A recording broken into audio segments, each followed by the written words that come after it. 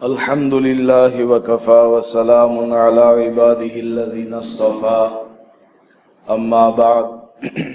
سورہ فیل کی تفسیر چل رہی تھی، بات یہاں تک پہنچی تھی کہ ابرہہ کے قاصد نے آ کر مکہ مکرمہ میں رہنے والے قریش کے سرداروں سے کہا، اور خصوصاً رسول اللہ صلی اللہ علیہ وسلم کے دادا عبد المطلب سے کہا کہ ابرہہ کا لشکر مکہ میں داخل ہونے والا ہے، اس کے آنے کا مقصد صرف بیت اللہ کو ڈھا دینا ہے۔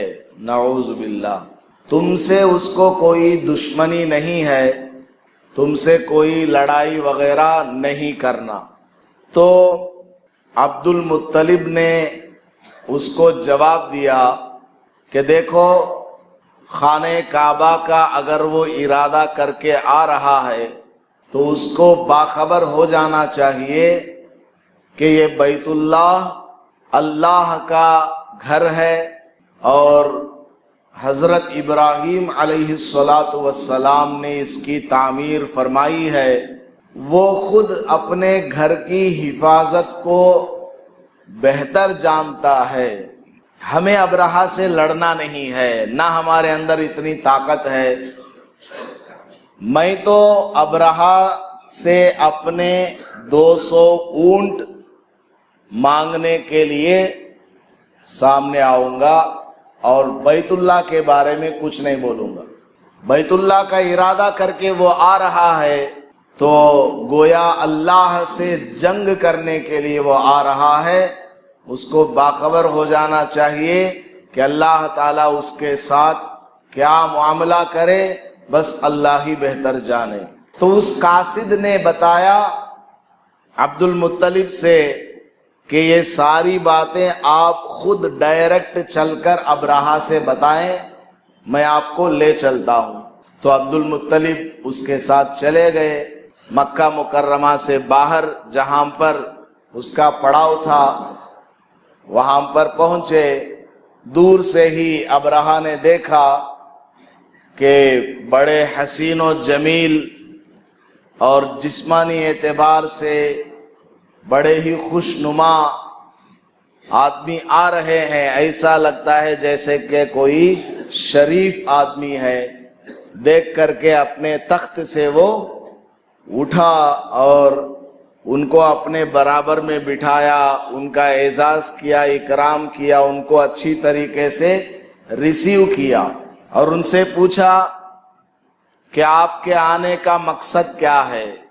تو عبد المطلب نے ان سے، اس بادشاہ سے کہا، ابرہہ سے، کہ دیکھو تمہارے لشکر نے میرے 200 اونٹ لے لیے ہیں، اور میرے ساتھیوں کے بھی کچھ اونٹ تمہارے لشکر نے اپنے قبضے میں لیا ہوا ہے، بس وہ اونٹ ہمیں دے دو، یہی مطالبہ کرنے کے لیے میں آیا ہوں۔ تو جیسے ہی ابرہہ نے یہ بات سنی تو بڑا متعجب ہو گیا اور کہنے لگا کہ عبد المطلب، میں تو آپ کو بڑا شریف آدمی سمجھ رہا تھا، آپ کو دیکھ کر بڑا دیندار نیک شخصیت سمجھ رہا تھا، لیکن آپ تو دنیا دار آدمی ہیں۔ آپ مجھ سے اپنے 200 اونٹ مانگ رہے ہیں، لیکن بیت اللہ کے بارے میں کچھ نہیں بول رہے ہیں۔ بیت اللہ تمہارا دین ہے، تمہاری دین کی بنیاد ہے، اس کی طرف تم لوگ منہ کر کے نماز پڑھتے ہو۔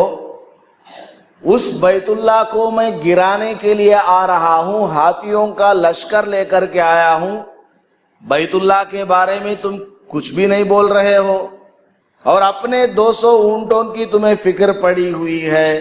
میں تو دھوکے میں آ گیا، میں تو تم کو بڑا شریف آدمی سمجھتا تھا، تم تو بڑے دنیا دار نکلے، لالچی نکلے، تم کو اپنے اللہ سے، اللہ کے گھر سے کوئی محبت نہیں ہے، یہ اس نے کہا۔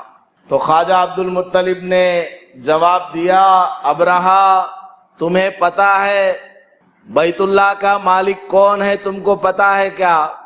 200 اونٹ کا مالک میں ہوں، اس کی واپسی کے لیے میں تمہارے پاس آیا ہوں، یہ اونٹ میرے ہیں، مجھے دے دو۔ یہ جو اللہ کا گھر ہے یہ کسی عام شخصیت کا نہیں ہے، یہ ایسی ذات کا گھر ہے جو ساری کائنات کا مالک ہے۔ وہ خود جانتا ہے کہ اپنے گھر کی حفاظت کس طرح کرنا ہے۔ مجھے اپنے 200 اونٹ دے دو، بیت اللہ کی مجھے کوئی فکر نہیں ہے۔ تم کو اگر جا کر مقابلہ کرنا ہے تو مقابلہ کر لو، ورنہ میرا مشورہ تو یہ ہے کہ یہاں سے واپس چلے جاؤ، نہیں تو تمہیں بہت بھگتنا پڑ جائے گا۔ اللہ تعالیٰ کا بہت خطرناک تمہارے اوپر عذاب آ جائے گا۔ اونٹوں کا مالک میں ہوں، اس لیے میں اپنے اونٹ مانگ رہا ہوں۔ کعبۃ اللہ کا مالک اللہ ہے، وہ اپنا حساب لے لے گا، مجھے اس کی کوئی فکر نہیں۔ دیکھیے حضور صلی اللہ علیہ وسلم کے دادا کے دل میں کتنا پکا ایمان تھا۔ ابرہہ نے جب یہ 2 ٹوک بات سنی تو ابرہہ تھوڑا سا گھبرایا اور کہا کہ لے جاؤ، اپنے اونٹ لے جاؤ۔ 200 اونٹ دے دیا اور ساتھیوں کے اونٹ بھی دے دیا کہ لے جاؤ، ہم کل آ رہے ہیں، چڑھائی کریں گے کعبے کے اوپر۔ بہرحال عبد المطلب آ گئے، 200 اونٹوں کو لے کر کے مکہ مکرمہ آئے اور سارے لوگوں کو جمع کیا، اور خانہ کعبہ کا جو دروازہ ہے اس کا جو گول حلقہ ہے جس کو پکڑ کر دروازہ کھولتے ہیں بند کرتے ہیں، اس کو پکڑ کر کے بڑے ہی الہا و زاری کے ساتھ اللہ سے دعا مانگی، اے اللہ تیرے پاک گھر کو ڈھانے کے لیے ایک دشمن آ رہا ہے، اس کے ارادے ناپاک ہیں، اے اللہ میرے اندر اور میری قوم کے اندر تیرے گھر کی حفاظت اور اس کے مقابلے کی طاقت نہیں ہے، بہت بڑا اس کا لشکر ہے، ہاتھیوں کو لے کر کے آ رہا ہے، اے اللہ تیرے گھر کی تو ہی حفاظت فرما۔ یہ دعا کی اور اپنے تمام مکہ کے رہنے والوں سے کہا چلو یہاں سے خالی کرو مکہ۔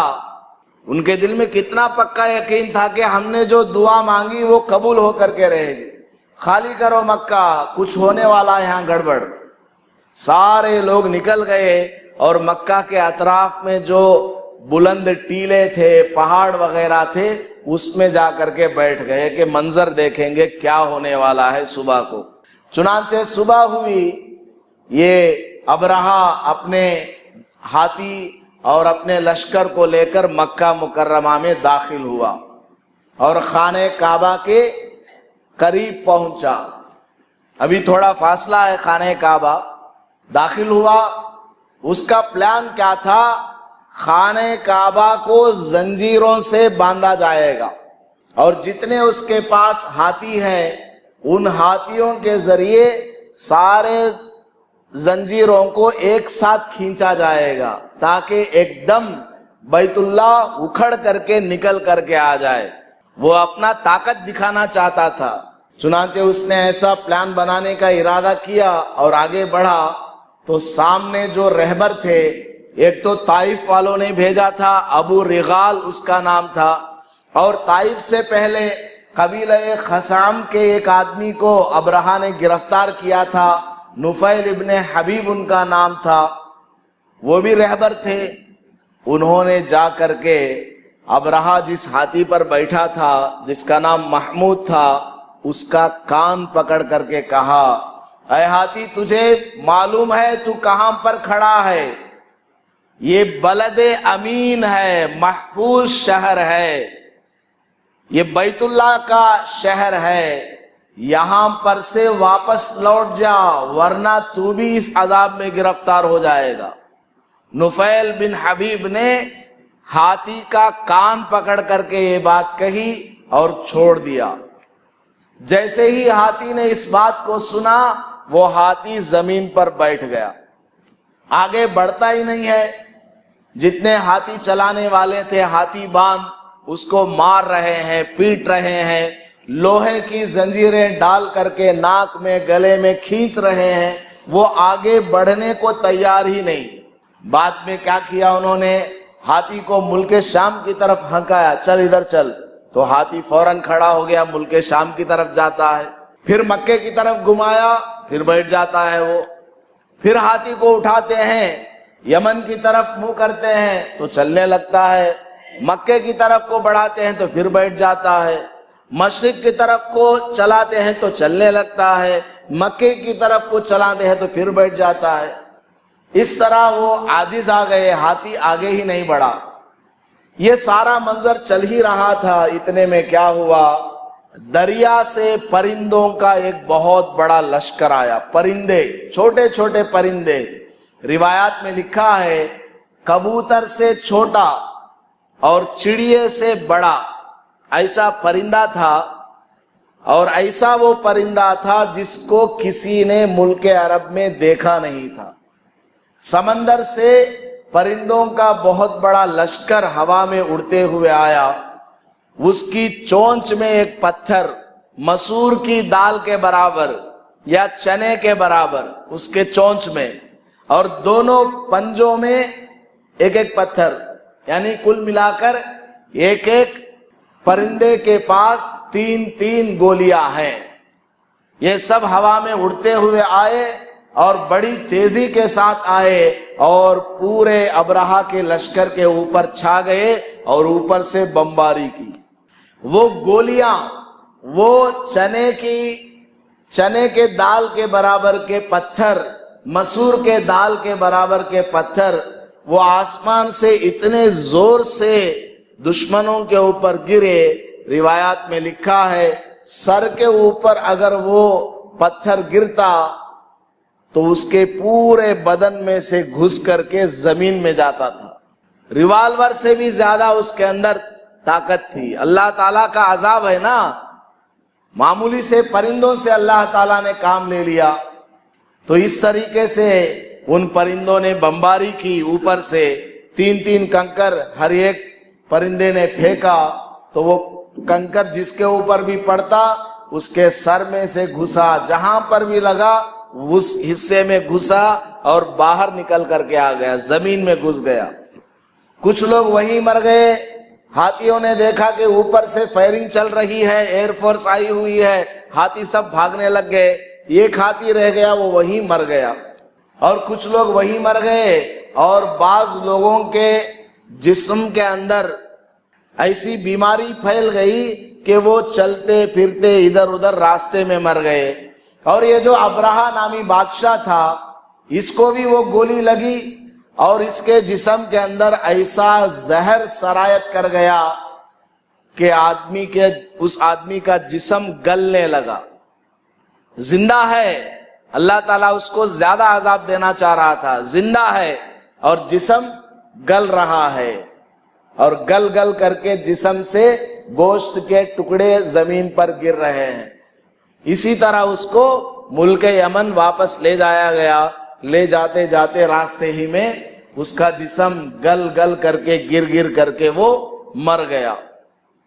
یہ جو ابرہہ بادشاہ کا ہاتھی چلانے والے 2 آدمی تھے، وہ دونوں آدمی اندھے ہو گئے اور اپاہج ہو گئے۔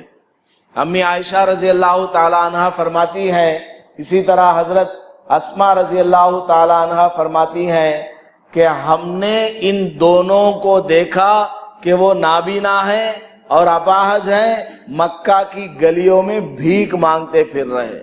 تو اس طریقے سے اللہ تبارک و تعالی نے اپنے گھر کی حفاظت فرمائی ہے۔ چھوٹے چھوٹے پرندوں کے ذریعے اللہ پاک نے اتنے بڑے ہاتھیوں کے لشکر کو ہلاک کر ڈالا اور ان کا کام تمام ہو گیا، اور وہ اپنے ارادوں میں، اپنے تدابیر میں کامیاب نہیں ہو سکے۔ اسی واقعے کے سلسلے میں اللہ پاک نے سورہ فیل کے اندر فرمایا ہے، الم تر کیف فعل ربک باصحاب الفیل، اے محمد صلی اللہ علیہ وسلم، کیا آپ کو معلوم نہیں ہے کہ اللہ تعالیٰ نے ہاتھی والوں کے ساتھ کیا معاملہ کیا ہے؟ अलम यजअल कैदहुम फी तज़लील, और क्या आपको मालूम नहीं है कि अल्लाह ताला ने उनकी चालों और उनके तदाबीर को किस तरह नाकाम कर दिया है।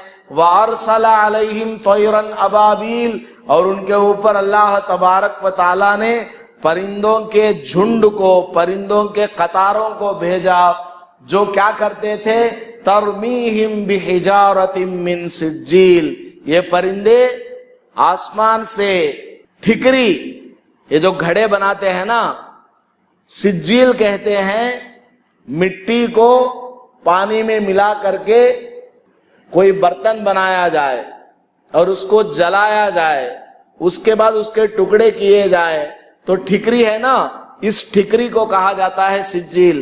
तो ठिकरी से बने हुए कंकरों के जरिए अल्लाह ने इनको हलाक किया और वो आसमान से फेंकते थे वो परिंदे। फजअलहुम कअस्फिम माकुल, जब परिंदों ने आसमान से वो ठिकरी के कंकर फेंके तो ये सब ऐसे हो गए जैसे जानवर का खाया हुआ भूसा हो जाता है। घास है, उसको जानवर ने चर लिया, चरने के बाद वो कैसे हो जाता है, बिल्कुल भूसा भूसा हो जाता है। यानी ये बतलाना चाहता है अल्लाह ताला कि उनका बिल्कुल काम ही तमाम कर दिया। यहां से हमें इस सूरत से एक सबक ये मिलता है कि अल्लाह तबारक व ताला जब किसी की पकड़ करने आता है तो छोटे छोटे मामूली मामूली चीजों के जरिए भी अल्लाह ताला काम ले लेता है। अल्लाह ताला ने हुदहुद परिंदे के जरिए एक मुल्क को मुसलमान बनवाया। हजरत सुलेमान अलैहिस्सलातु वस्सलाम के दौर में अल्लाह ताला चाहता है किससे क्या काम ले ले कुछ पता नहीं है। इसी तरह दुनिया के अंदर जो मुसलमानों के ऊपर और इस्लाम के खिलाफ जितने काम हो रहे हैं, इनको देखकर घबराना नहीं है। मुसलमानों को अपना ईमान मजबूत करना है और अपने आमाल में मजबूती के साथ लगे रहना है और अल्लाह पर भरोसा करना और जाहिरी तदाबीर इख्तियार करना और अल्लाह से दुआ करना है, तो अल्लाह ताला की मदद जरूर आकर के रहेगी। अब्दुल मुत्तलिब हैं, उनके जितने खानदान वाले हैं, उनसे जो हो सका उन्होंने किया, बातचीत करना, उसको समझाना, नसीहत करना, ये सब उन्होंने किया। अब देखा कि ये मानने वाला नहीं है और इसके लश्कर से मुकाबला भी नहीं किया जा सकता, कोई साजो सामान भी नहीं है, तो आखिरी जो चीज रह गई दुआ, वो उन्होंने कर दी कि अल्लाह अपने घर की तू ही हिफाजत फरमा। और उस दुआ पर इतना यकीन था, इतना यकीन था कि मक्का शहर खाली करके बाहर चले गए ताकि अजाब आए तो इनके ऊपर ना आए। तो यहाँ से हमें यह सबक मिलता है कि अपने ईमान को पुख्ता करना है और जालिमों के जुल्म से घबराना नहीं है। हम अपने ईमान पर, आमाल पर मजबूती के साथ जमे रहेंगे और अल्लाह से दुआ करेंगे तो अल्लाह तबारक व ताला हमारी जरूर नुसरत फरमाएगा, मदद फरमाएगा। अल्लाह पाक हमें अमल करने की तौफीक नसीब फरमाए। आमीन व आखिरु दावाना अनिल हम्दुलिल्लाहि रब्बिल आलमीन।